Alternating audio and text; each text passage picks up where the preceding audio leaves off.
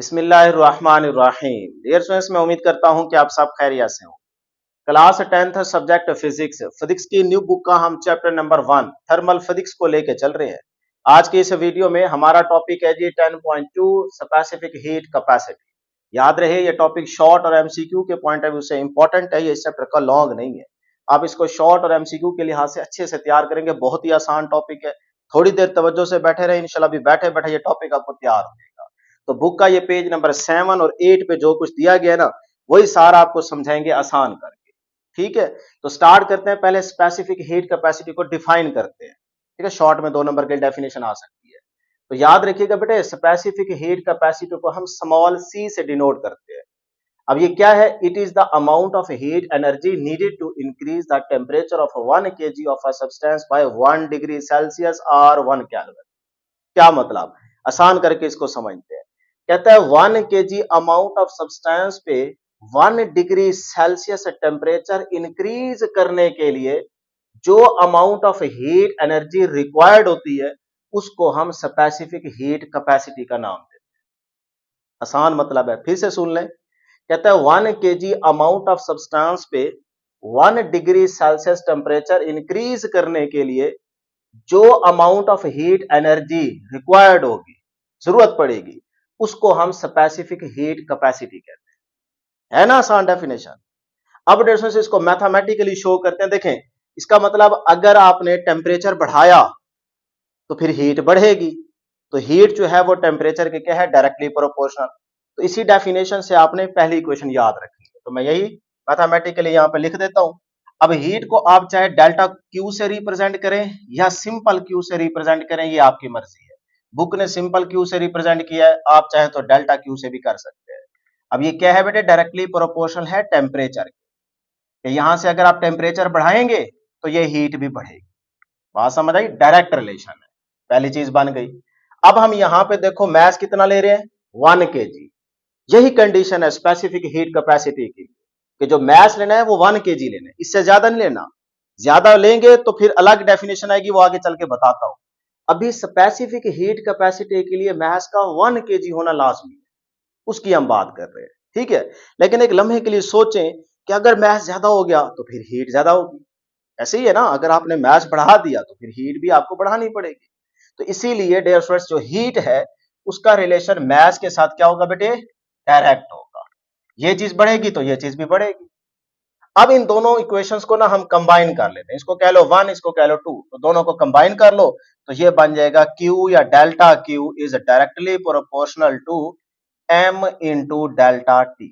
लो जी, equation number 3 बन गई। क्लियर है यहां तक? अब इस प्रोपोर्शनलिटी के साइन को खत्म करके हम इक्वालिटी का साइन और साथ में एक कांस्टेंट यूज करेंगे, और वो कांस्टेंट हम ले लेते हैं जी स्मॉल सी। और आगे जो आपके पास m इंटू डेल्टा टी है उसको एज इट इज लिख।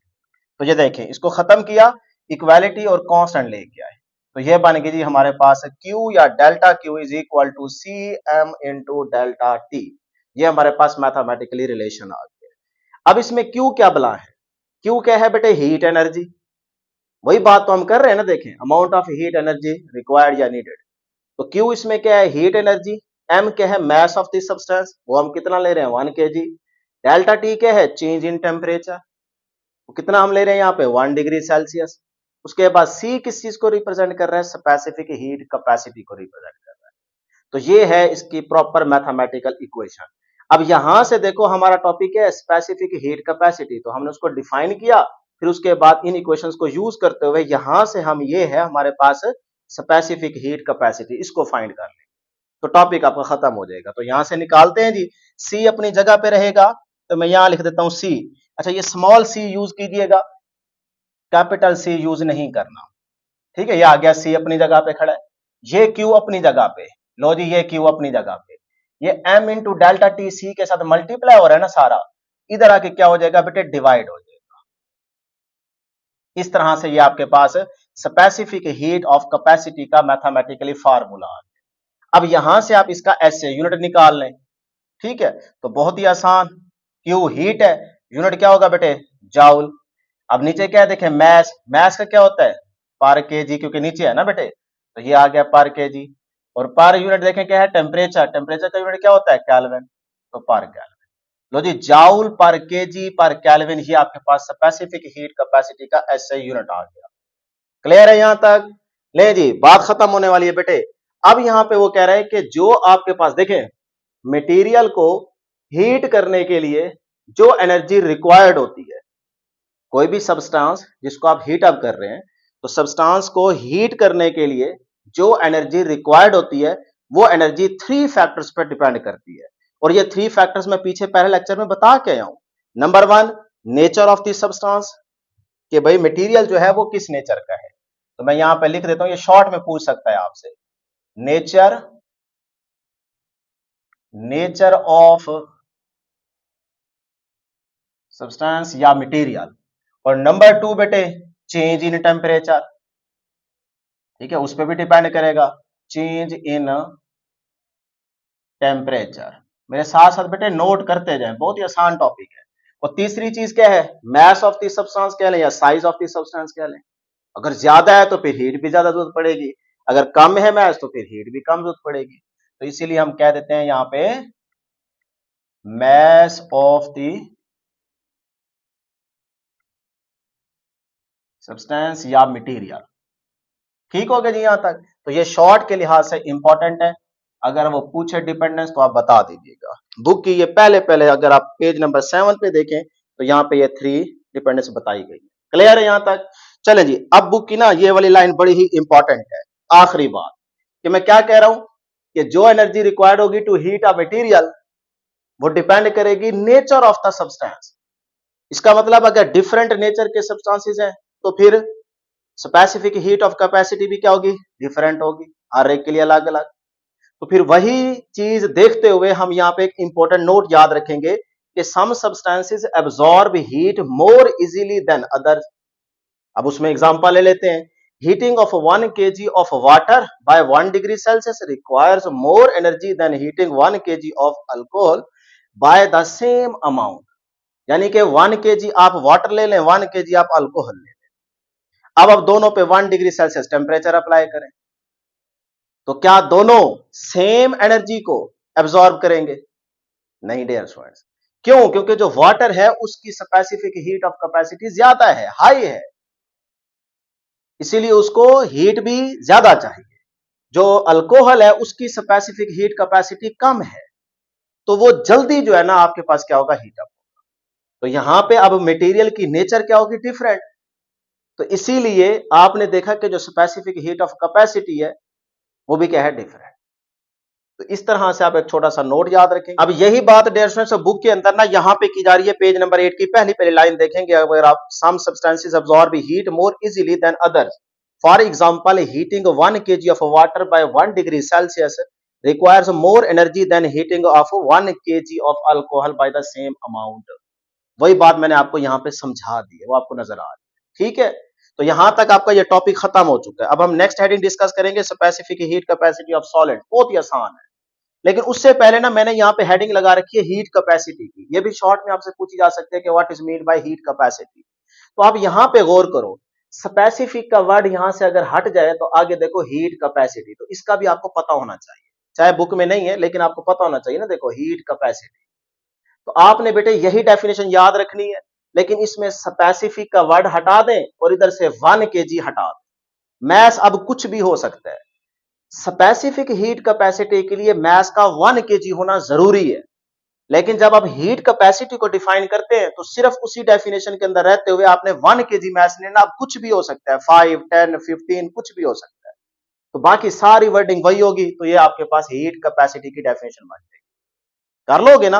अब इसके लिए जो मैथमेटिकल इक्वेशन है वो यहां से हम यूज करेंगे। ये जो आपको MC नजर आ रहा है ना, ये MC, इसी को हम कहते हैं हीट कैपेसिटी। कैसे फाइंड आउट करेंगे ये देखें, पहले इसका मैथमेटिकल रिलेशन याद रखोगे बेटे।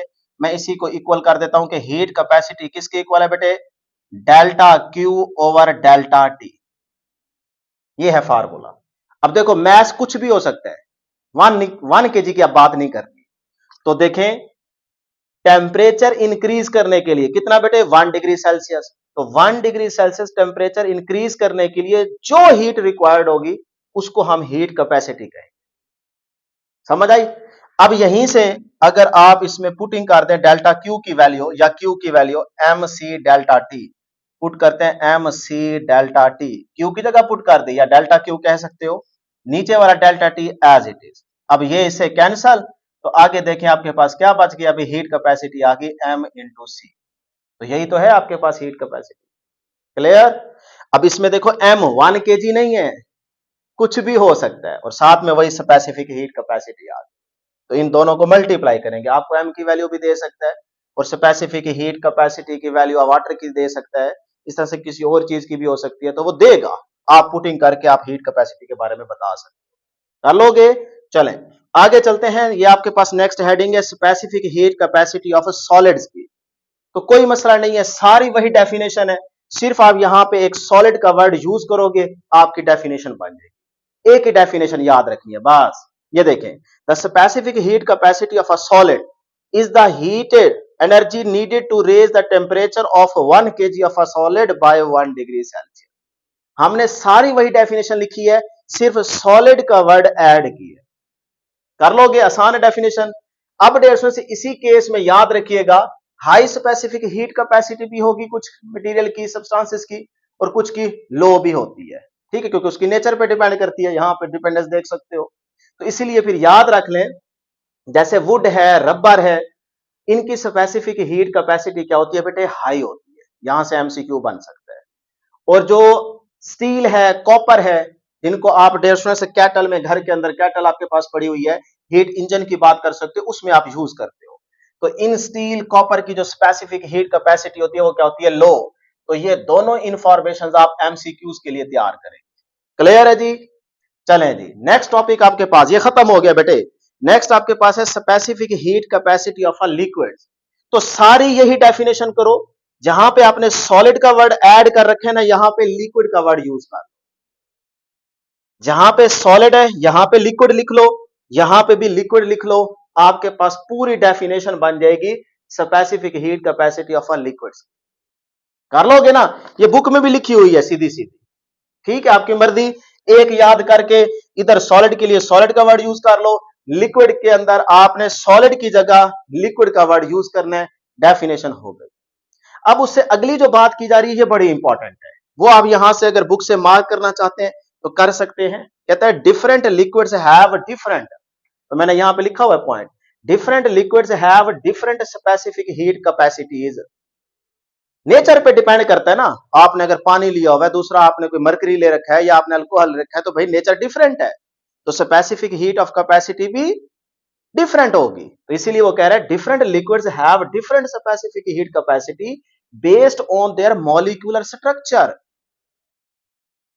And ability to store heat. तो जाहिर सी बात है, जो आपके पास स्पेसिफिक हीट कैपेसिटी है वो उस सब्सटेंस के स्ट्रक्चर पे डिपेंड करेगी ना, क्योंकि हर लिक्विड का स्ट्रक्चर जो है वो डिफरेंट होगा, उसके अंदर जो एबिलिटी है टू स्टोर द हीट वो भी डिफरेंट होगी। तो इसीलिए हम कहते हैं डिफरेंट लिक्विड्स की जो स्पेसिफिक हीट कैपेसिटी होगी वो भी डिफरेंट होगी। याद हो गया ये पॉइंट? सिर्फ एक पॉइंट पकड़ लेना, उसी के गिर्द सारी बातें घूम रही हैं, बाकी कोई नई चीज नहीं है। अब इसमें एग्जांपल वो दे रहा है जी, स्पेसिफिक हीट ऑफ वाटर, जैसे वाटर की स्पेसिफिक हीट कितनी है? 4200 joule per kg per kelvin. ये एमसीक्यू आपका इंपॉर्टेंट है, इसको बेटे याद रखिएगा। अब इसी तरह से अल्कोहल की भी देख सकते हो, मरकरी की भी देख सकते हो, किसी कोई और केस भी ले सकते हो, जैसे आपके पास आगे वो बताएगा, यहाँ पे हमारे पास होगा जी ड्राई सोइल, उसकी भी आपके पास स्पेसिफिक हीट ऑफ कैपेसिटी कितनी है? 810 joule per kg per kelvin, या ये हम आगे पढ़ाएंगे आपको, ठीक है। तो देखिए ना डिफरेंट है, तो इसीलिए आपने यहां से ये चीज याद रख लेनी है। आगे देखें, water can absorb and store a large amount of heat with only a small temperature increases। मतलब जो पानी है ना वाटर, ये वो कह रहा है कि ज्यादा हीट एब्सॉर्ब करेगा थोड़े से टेम्परेचर को अप्लाई करने पे, मतलब टेम्परेचर की वैल्यू कम आपने अप्लाई किया, लेकिन ये ज्यादा हीट को एब्सॉर्ब कर लेगा और आसानी से कर लेगा। उसके बाद कहते हैं जी आगे, बिकॉज ऑफ दिस प्रॉपर्टी, जो वाटर की बेसिकली प्रॉपर्टी है, अदा है, एबिलिटी है, water is widely used in cooling system, heating system. यही वजह है कि हम इसको कूलिंग सिस्टम और हीटिंग सिस्टम में वाटर को इस्तेमाल करके यूज करते हैं।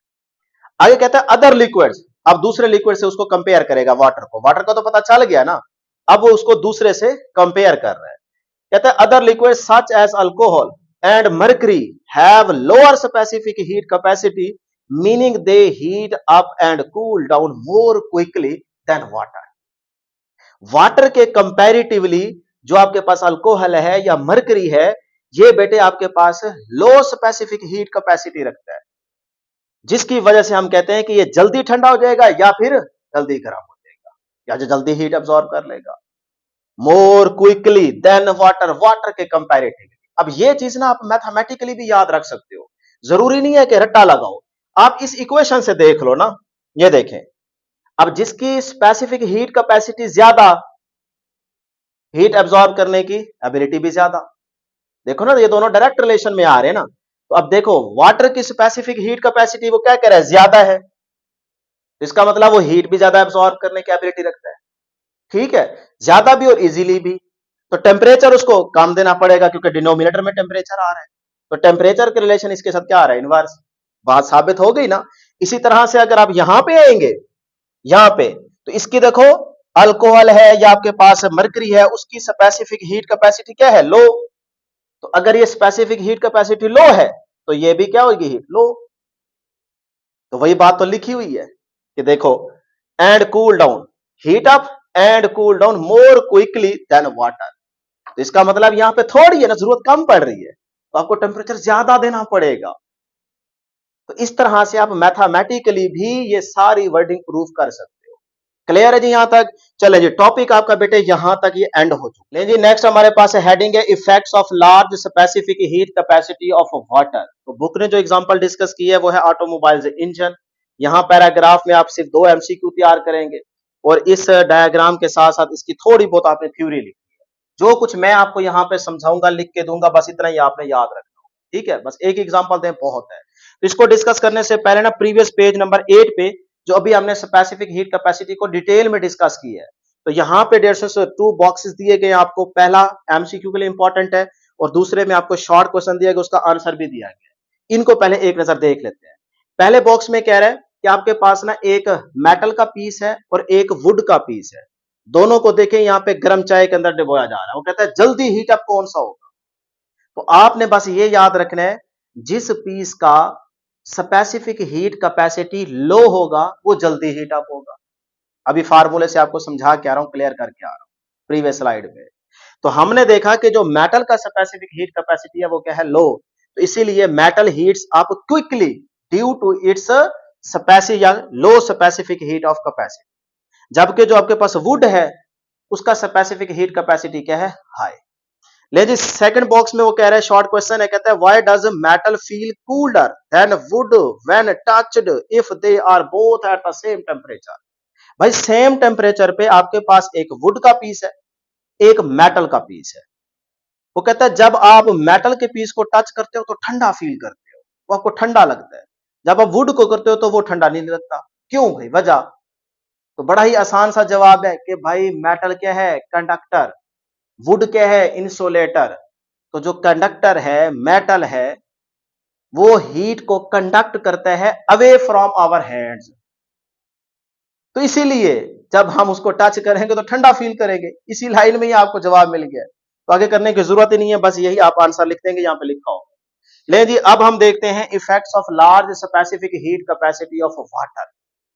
कि पता तो चले ना कि भाई वाटर को डेली लाइफ में हम कहां पे यूज करके हीट को एब्जॉर्ब करके अपनी जगह को ठंडा रख सकते हैं।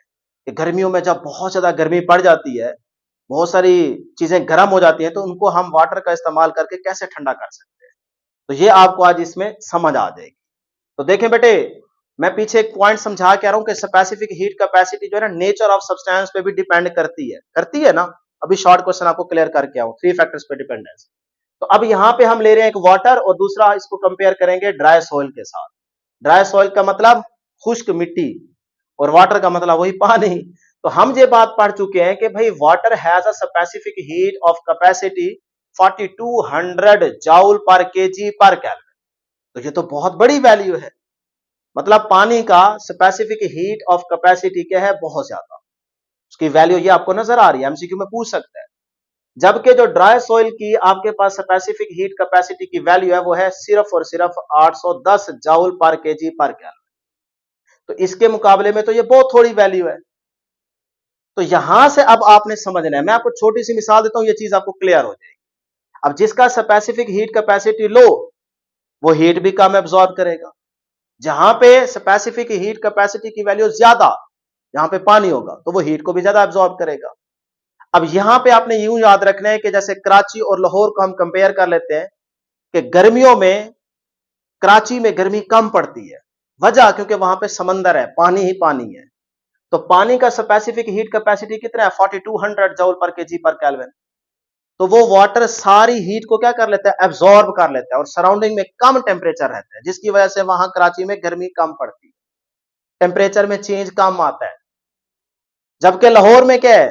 खुश्क मिट्टी, पानी तो है नहीं। कोई नजर आता है पानी? नहीं ना।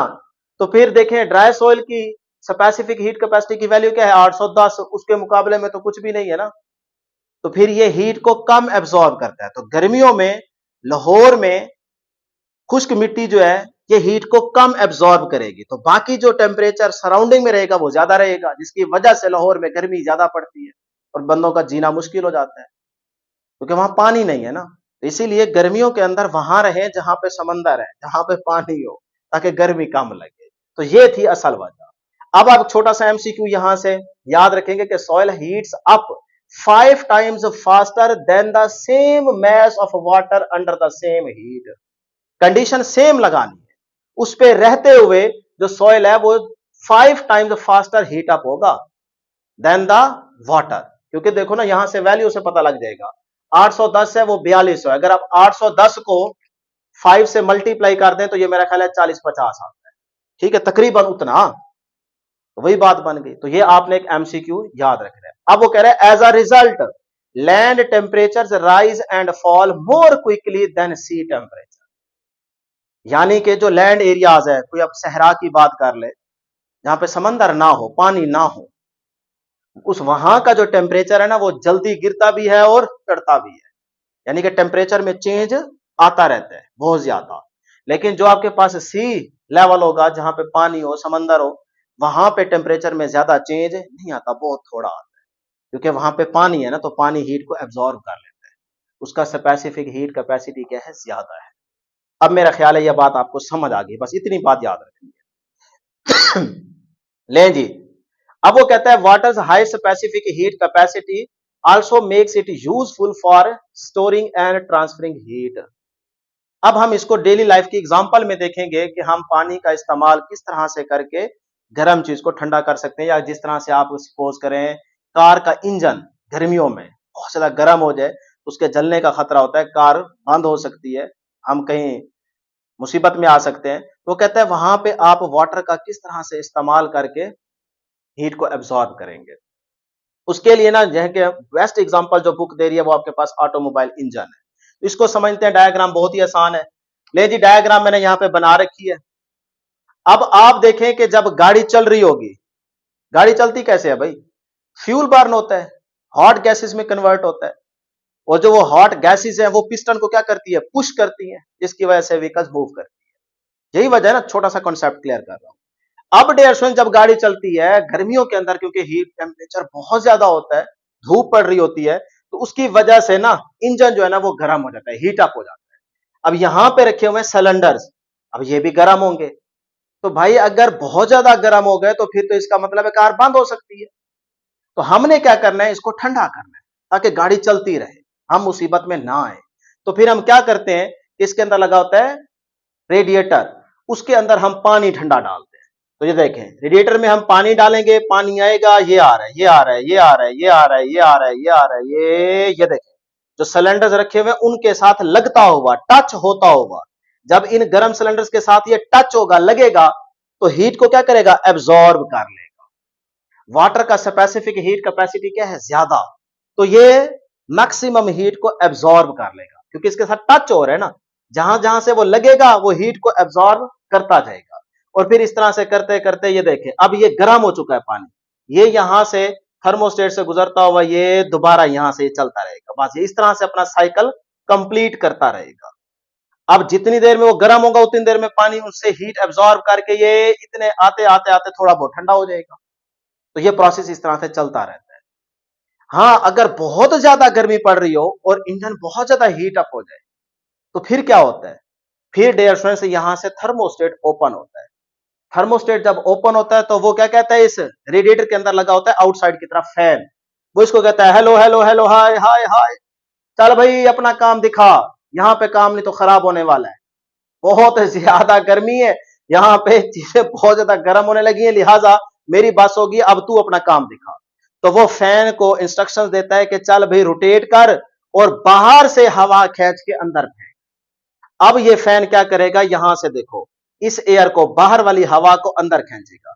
जब अंदर खींचेगा तो यहां से ये देखें हवा गुजर रही है। अब ये आ रहा है वाटर बहुत ज्यादा गर्म, तो अब वो इसके साथ लगेगा, जैसे लगेगा तो इसको क्या कर देगा, ठंडा कर। अब वो पानी यहां से दोबारा जा रहा है, फिर ये हीट अप हो चुके हैं तो यहां से उनको सारी हीट एब्जॉर्ब करते हुए ये इस तरह से जाएगा और यहां से फिर उसको हवा लगेगी तो ये ठंडा होगा जाएगा। तो इस तरह से हम अपने इंजन को बचाते हैं। तो देखा आपने कि किस तरह से वाटर हीट को एब्जॉर्ब करता है। बस ये आपने एग्जांपल डिस्कस करनी थी, बहुत ही आसान है, कोई मुश्किल काम नहीं है, जितना आपको समझाया है बताया इतना ही याद। क्लियर जी? बाकी आप देख सकते हैं वो थर्मोस्टेट लगा हुआ है, यहाँ पे दो सिलेंडर रखे हुए हैं, ये आपके पास फैन लगा हुआ है, water circulates to cool cylinders, यानी कि सिलेंडर्स को कूल करने के लिए वाटर क्या कर रहा है, यहाँ पे सर्कुलेट कर रहा है, वो बात भी आपको समझा दी। जब बहुत ज्यादा सिलेंडर्स गर्म हो जाए तो फिर थर्मोस्टेट क्या करता है, ओपन हो जाता है और वो इस फैन को कहता है चल भाई अब रोटेट कर और यहाँ से एयर को खींच के अंदर फेंक ताकि ये पानी ज्यादा ठंडा हो जाए। लो जी कहानी खत्म। अब आ जाए जी नेक्स्ट, हमारे पास एक छोटा सा टॉपिक है 10.3, change in state. Change in state short और एमसीक्यू के लिहाज से तैयार करोगे, बुक के अंदर ये देखें ये टॉपिक है। जो इंपॉर्टेंट चीजें वो मैं बताता हूं। देखो, change in states of matter occurs when matter loses or absorb energy. State में चेंज तभी आएगा, एक स्टेट से दूसरी स्टेट में जाना हो तो चेंज तभी आता है जब बेटे क्या करे, मैटर या तो एनर्जी को एब्सॉर्ब करे या एनर्जी को लॉस करे, तभी उसकी स्टेट में चेंज आएगा ना। तो ये पहली बात आपने याद रखनी। अब किस तरह से स्टेट को चेंज करना है आगे देखते हैं। Change in state of a substance, किसी सब्सटेंस की स्टेट को चेंज करने जा रहे हैं। तो हम यहां पे डायग्राम में देखेंगे। सबसे पहले यहां पे डेढ़ सौ आपके पास सॉलिड की फॉर्म में कोई भी सब्सटेंस है। हम एक छोटी सी एग्जांपल लेते हैं बर्फ की, आइस। बर्फ जो ये क्या है, सॉलिड फॉर्म में। अब सपोज करो ये बर्फ है, उसके अंदर जो एटम्स है, मॉलिक्यूल्स हैं, वो इस तरह से बाउंड हुए पड़े, एक दूसरे के साथ जुड़े पड़े, उनके बीच में स्पेस नहीं है। सॉलिड के एटम्स के बिटवीन स्पेस नहीं होती ना, वो इजीली इधर उधर मूव नहीं कर सकते। ठीक है, तो अब ये सॉलिड समझो बर्फ, मैं यहां पे बल्कि लिख देता हूं ताकि आपको आसानी हो समझने में। क्लियर? अब आप यहां पे क्या करेंगे, इसको हीट अप करना स्टार्ट करें, टेम्परेचर आप यहां पे बढ़ाएं। तो क्या होगा, जैसे आप यहां पे हीट अप्लाई करेंगे तो ये जो बर्फ के एटम्स है, मॉलिक्यूल्स आपको नजर आ रहे हैं बेटे, ये आहिस्ता आहिस्ता ऐसे वाइब्रेट करेंगे। टेम्परेचर और बढ़ाएंगे, ये थोड़ा सा एक दूसरे के बीच में इनको स्पेस नहीं मिल रहा, ये स्पेस बनाने की कोशिश करेंगे। तो इसका मतलब इनकी एनर्जी बढ़ रही है, काइनेटिक एनर्जी आ गई ना, कि आहिस्ता आहिस्ता वाइब्रेट करते करते ये एक दूसरे के बीच में स्पेस नहीं है, स्पेस बनाने की कोशिश करेंगे। आप टेम्परेचर और इंक्रीज करते जा रहे हैं, तो थोड़ी देर के बाद आप देखेंगे कि ये सारे एटम मॉलिक्यूल्स है ना, वो थोड़ा थोड़ा बीच में स्पेस बना चुके होंगे, तो थोड़ा बहुत इधर उधर हो जाएंगे। तो फिर कौन सी शक्ल बन जाएगी, ये वाली बन जाएगी। इसका मतलब ये बर्फ पिघल चुकी है, पिघलना स्टार्ट हो गई है ना। तो फिर हम सॉलिड टू लिक्विड फॉर्म में चले गए। तो इसको क्या कहते हैं, मेल्टिंग प्रोसेस। कि पहले सॉलिड थी, बर्फ थी, आपने टेम्परेचर अप्लाई किया, अब जो एटम्स या मॉलिक्यूल्स हैं वो अपनी स्पेस बनाएंगे, मतलब उनकी काइनेटिक एनर्जी बढ़ेगी, वो हल्का हल्का इधर उधर हिलेंगे, बीच में स्पेस बनाने की कोशिश करेंगे, जिसकी वजह से ये मॉलिक्यूल्स थोड़ा एक दूसरे से दूर दूर हो जाएंगे, ये वाली शक्ल बन जाएगी। इसका मतलब बर्फ पिघल गई है, वो किस फॉर्म में चली गई है, लिक्विड फॉर्म में चली गई है। तो ये प्रोसेस क्या कहलाएगा, मेल्टिंग प्रोसेस। बात समझ आई? तो देखें एक स्टेट से दूसरी स्टेट में आप चलेंगे। अच्छा, उसके बाद डेयर स्टूडेंट्स यहां पे इसी केस में रहते हुए एनर्जी क्या हुई, पूछ सकते हैं एमसीक्यू में, इंक्रीज। क्योंकि जब आप टेम्परेचर अप्लाई करेंगे तो काइनेटिक एनर्जी बढ़ेगी ना, उसकी उसकी वजह से ही तो स्टेट में चेंज आ रहा है। तो इसलिए मैंने लिखा है कि मेल्टिंग प्रोसेस में एनर्जी इंक्रीज होती है। अब आ जाइए लिक्विड में आप आ गए। अब लिक्विड से दोबारा आप सॉलिड की तरफ आना चाहते हैं, यानी कि पानी से आप क्या बनाना चाह रहे हैं, बर्फ। लिक्विड से सॉलिड में आएंगे तो फिर क्या करेंगे, यहां से एनर्जी का लॉस करेंगे। अब यहां पे टेम्परेचर आपको कम करना पड़ेगा, मतलब इसको कूल करें। तो जैसे ही आप टेम्परेचर कम करेंगे या कह लें कि एनर्जी को निकालेंगे, तो फिर ये मॉलिक्यूल्स एटम्स एक दूसरे के करीब आना स्टार्ट हो जाएंगे, तो एनर्जी क्या हो रही है, लॉस। तो इनके बीच में स्पेस थी, अब वो स्पेस खत्म होती जाएगी, तो एक वक्त आएगा कि इस शक्ल में आ जाएगी। अब देखें, लिक्विड टू सॉलिड आ गए, आप लिक्विड टू सॉलिड आएंगे तो एनर्जी क्या करेगी बेटे, डिक्रीज। तो लिक्विड टू सॉलिड आएंगे तो ये प्रोसेस क्या कहलाएगा, इधर आ जाए, liquid to solid. Liquid to solid आएंगे तो ये प्रोसेस कहलाता है सॉलिडिफिकेशन। इसी तरह से अगर आप सॉलिड टू लिक्विड कन्वर्जन चाह रहे हैं, तो सॉलिड टू लिक्विड अगर आप जा रहे हैं तो this is called melting process. अगर आप लिक्विड टू गैस, मतलब जब ये लिक्विड फॉर्म आई, आपने मजीद टेम्परेचर इंक्रीज किया, जाने दे भाई, फिर क्या होगा, क्या होगा भाई, यही लिक्विड आपका गैस की शक्ल इख्तियार कर लेगा ना। तो फिर liquid to gas, this process is called boiling process, इसको बॉइलिंग कहेंगे। और अगर आपने गैस टू लिक्विड आना हो, जब आप गैस में पहुंच जाए, तो फिर गैस से लिक्विड में वापसी आना हो, तो फिर आपका प्रोसेस कहलाता है कंडेंसेशन। क्लियर है। तो इस तरह से बस आपने ये डायग्राम याद रखनी है, ये प्रोसेस याद रखनी है, ये एमसीक्यू शॉर्ट के लिहाज से इंपॉर्टेंट है। अब यहां पे एक छोटी सी मैंने इंफॉर्मेशन लिखी है कि when a substance absorb energy, the atoms and molecules move more rapidly and hence need more space and separation between the atoms and the molecule. वो चीज आपको यहां पे मैंने समझा दी। तो अगर आप पढ़ना चाहें तो खुद भी ये पैराग्राफ पढ़ सकते हो, जितनी बातें इंपॉर्टेंट है वो सारी यहां पे लिखी हुई है, यहां से देखने की जरूरत ही नहीं। आसान है ना। ले जी, आखिरी बात करते हैं जो कि बुक ने आखिरी लाइन में की है, कि भाई जो एक्सपेंशन है ये बेटे किस केस में ज्यादा होती है। तो मैं पहले ही आपको बता चुका हूं कि एक्सपेंशन सबसे ज्यादा किस केस में होगी, गैस के केस में होगी। मैं दोबारा लिख देता हूं यहां पे, ये एमसीक्यूज हालांकि प्रीवियस लेक्चर में बता के आया हूं कि जो आपके पास एक्सपेंशन रहती है, थर्मल एक्सपेंशन, ये सबसे ज्यादा होगी बेटे किस में, गैस में। ठीक है। फिर उसके बाद गैस से थोड़ी कम लिक्विड में, फिर उससे थोड़ा कम सॉलिड में। यानी कि एक्सपेंशन सबसे कम किस केस में रहती है, सॉलिड के केस में, फिर उससे ज्यादा लिक्विड में, फिर उससे ज्यादा गैस में। तो एक ही बात है, ठीक है ना। या यूं पढ़ लें या यूं पढ़ लें कि एक्सपेंशन सबसे ज्यादा गैस में, फिर उससे कम लिक्विड में, फिर उससे कम सॉलिड के केस में। तो ये था जी हमारे पास यहां तक का टॉपिक।